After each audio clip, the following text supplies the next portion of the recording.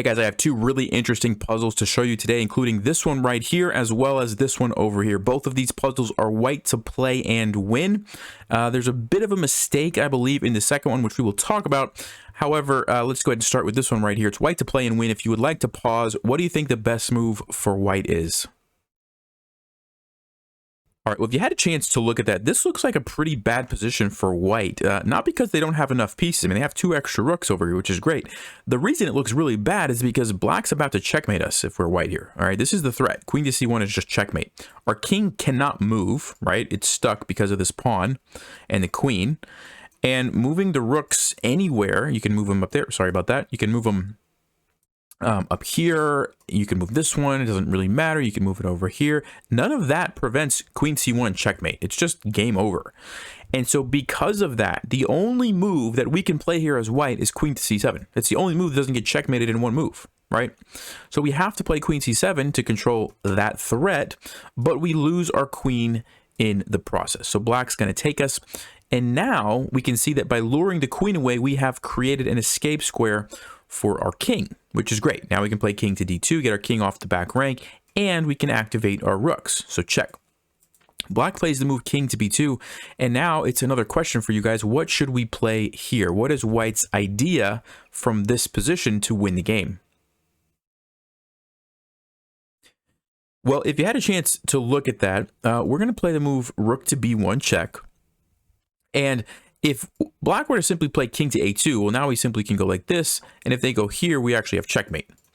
The issue is that they don't need to stay on the second rank. They can go, when we play check, they can go to the third rank. And now they are threatening our pawns. And it looks like if we try to go for another check, we're going to start losing our pawns. However, there is a fascinating idea here. And it's the idea of rook to a1 check.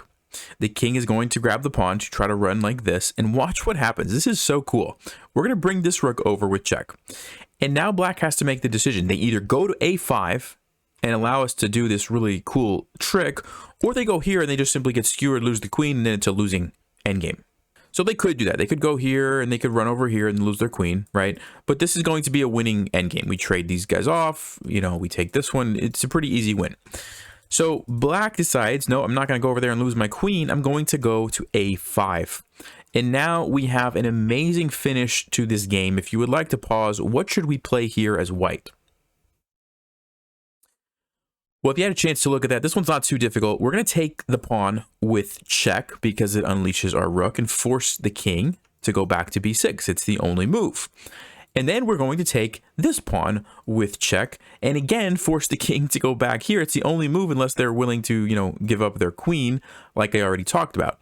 And then we're going to take here again with check. And so do you see what just happened? We literally just went boom, boom, boom, check, check, check with our rooks while the king just sort of, you know, walked back. We took all the pawns, and after this, we have checkmate with rook to a8. So I thought that was really comical when I was looking at this, like just watching the pawn just kind of go captures, captures, captures, check, check, check, and then you have the checkmate. So a really fun one there for you, and that's how you win that position with white. Let's go ahead and jump over to the next one. All right, so here is the next position. Before I say anything, as a reminder, white's pawns are going forward, black's pawns are going down this way. It's white to play, and what's the move that white should play? All right, well, if you had a chance to look at that, so first things first, black has a lot of extra pieces. They've got the rooks, they've got the bishops, they've got a queen, they have this pawn, which is about to become a queen. They have this pawn, which is, you know, about to become a queen. Our king is kind of over here. It's actually fairly safe right now because of the pawns, which is interesting. And we have this passed pawn, and we have our queen. But other than that, there's not a lot happening for us here. However, there's this really interesting idea of queen to f8 check. And black has to make the decision, do I go to g6 and get checkmated immediately? Or, no, they don't want to do that. They need to run to e5. And now what we can do is a series of checks which force black to essentially trap their own king. So what we're going to do is play the move h7, and we are threatening to get another queen, and then black's in trouble because then we're going to have two queens, and black doesn't want to allow that. So the only thing they can do to stop that is bishop to f6. That way, if we get the queen, they're going to give up the bishop, and that's, you know, really we don't have much happening after that.